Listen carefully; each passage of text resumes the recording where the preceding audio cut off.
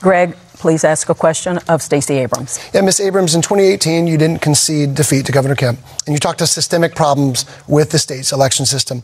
This election, do you commit to accept the outcome of the vote, regardless of what it shows? And do you stand by your use of words like rigged 4 years ago to describe the state's election system? In 2018, I began my speech on November 16th acknowledging that Governor Kemp had won the election.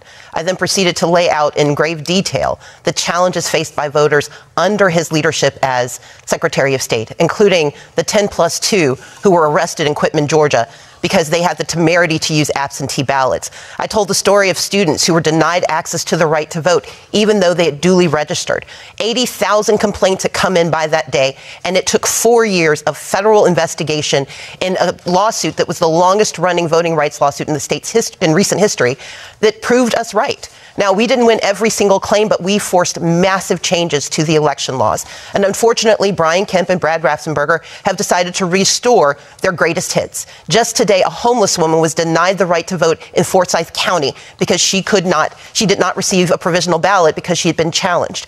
As governor, I intend to stand up for the right to vote. I will always acknowledge the outcome of elections, but I will never deny access to every voter, because that is the responsibility of every American to defend the right to vote. Thank you. Brian Kemp, rebuttal, 30 seconds. Well, I would just say that Ms. Abrams is going to do a lot of attacking of my record tonight because she doesn't want to talk about her own record. In 2018, in the governor's race, we had the largest African-American turnout in the country. She said that Senate Bill 202, our Recent Elections Integrity Act, what we passed 2 years ago, would be suppressive in Jim Crow 2.0.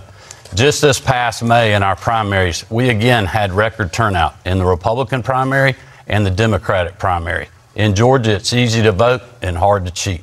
And I'd like to add just a second here, as the Libertarian, 30 seconds for you. Although you will push for people to have access to going to the polls and voting, you're not pushing ballot access. This is a huge oppression for people like the third parties, the people that want to get their people on the ballot. We have, I think, 20% Democrats, 20% Republicans in the state of Georgia. That leaves 60% of people in Georgia unrepresented by ballot access laws that both of them support. 30 seconds, Ms. Abrams. Actually, to correct Mr. Hazel, I co-sponsored legislation to expand ballot access because I agree with you that third parties should have better access to the right to vote in the state of Georgia. I co-sponsored it with one of our independents in the state legislature.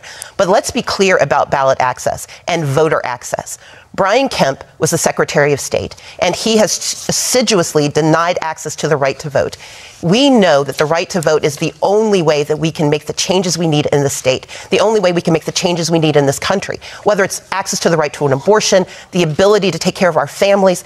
We need a governor who believes in access to the right to vote and not in voter suppression, which is the hallmark of Brian Kemp's leadership. Thank you very much. We're going to move on. With all due respect, I was called out. I would like to just the record reflect, as my time as Secretary of State, I'm the person that created the online voter registration system in this state, where any Georgian can vote, register to vote 24 hours a day, 7 days a week. So for someone to say that we have been suppressive in our state when we've seen turnout increase over the years, including with minorities like African Americans, Latinos, and others, is simply not true. And again, Ms. Abrams is going to lie about my record because she doesn't want to talk about her own. All right, we're going to move on here. And that's the case. We're going to move on here, Mr. Hazel.